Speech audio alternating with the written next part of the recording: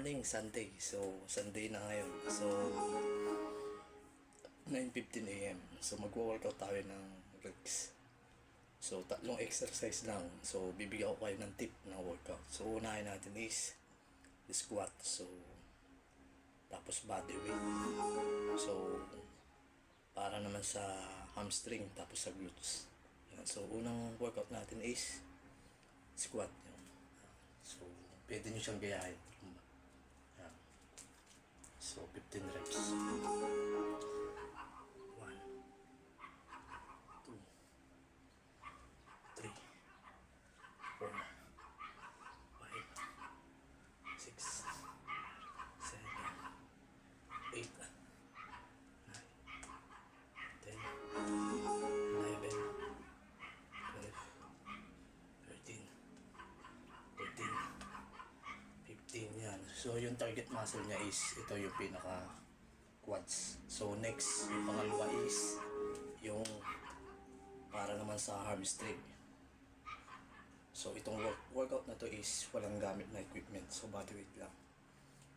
So para naman siya dito mga fitness. So 12 to 15 reps pwede nyo siyang gayahin.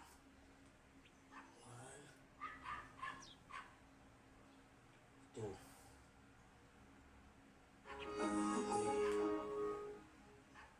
4, 5, 6, 7.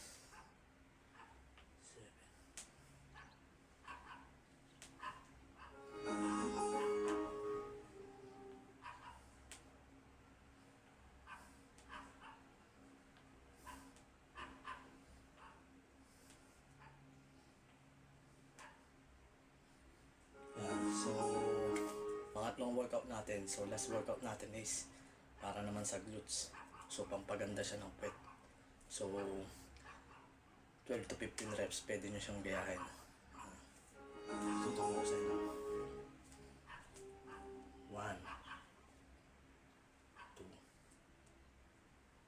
3, 4, 5, 6, 7, 8,